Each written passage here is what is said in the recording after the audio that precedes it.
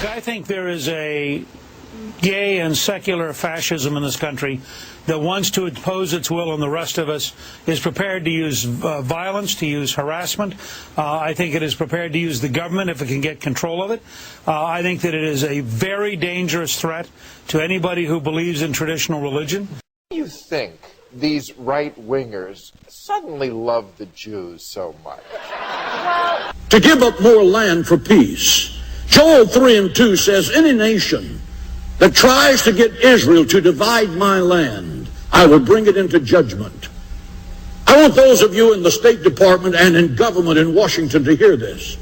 If America does not stop pressuring Israel to give up land, I believe that God will bring this nation into judgment, because I believe what this book says. And if God brings this nation into judgment, he will very likely release the terrorists that you've already let get here through the ridiculous immigration policy you refuse to stop. And this nation is going to go through a bloodbath that you have permitted because of what you have done. You have disobeyed the law of God. Well, but what happens to the Jews at the end of days? Well, Christians have a certain storyline there. What happens to the Jews? They don't go to the same place. Catholic Church wants Democratic Congressman Patrick Kennedy to stop getting communion due to his support of abortion rights. The Bishop of Providence, Rhode Island, says he told Kennedy in February of 2007 that it would be inappropriate to keep receiving the Catholic sacrament of communion. The request is suddenly in the spotlight as the church gets more involved in the health care debate, particularly on the issue of abortion. Are they supposed to do that? Kennedy, the nephew of this country's only Catholic president, John Kennedy, revealed the bishop's request of 2007 to a newspaper over this past weekend. Last month, Kennedy had criticized the bishops for threatening to oppose the overhaul health care reform bill if it did not include abortion restrictions. The church called Kennedy's position unacceptable and scandalous. Are they supposed to do that? Congressman Kennedy is not the first Catholic politician who wants it both ways. In 1984, Democratic vice presidential candidate Geraldine Ferraro came under attack from the church for not backing its position on abortion. Kennedy's father, the late Massachusetts Senator Ted Kennedy, and the former New York Governor Mario Cuomo, both Catholics, were also forced to defend their support of abortion rights. At 30%, Catholics are the largest single religious group in the U.S. Congress.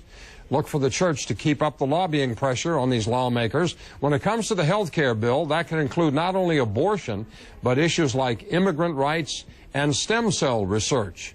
Are they supposed to do that?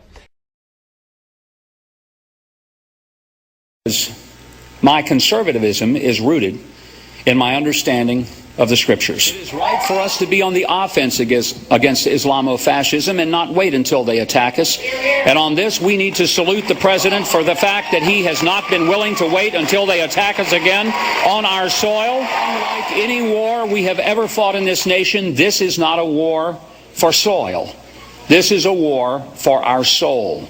We will either win it or we will lose it. And this nation must rally to the point where we recognize there is no compromise, there is no alternative. We must win, they must lose. Islamofascism must disappear from the face of the earth, or we will. So I want to start with Genesis 8, verse 21 and 22. Never again will I curse the ground because of man, even though every inclination of his heart is evil from childhood, and never again will I destroy all living creatures as I have done.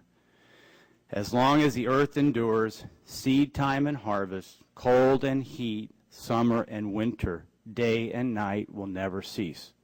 I believe that's the infallible word of God, and that's the way it's going to be for his creation. The second verse comes from Matthew 24. And he will send his angels with a loud trumpet call, and they will gather his elect from the four winds, from one end of the heavens to the other. The earth will end only when God declares it's time to be over.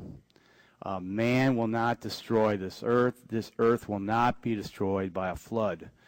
And I appreciate having panelists here who are men of faith, and we can get into the theological discourse of that position. But I do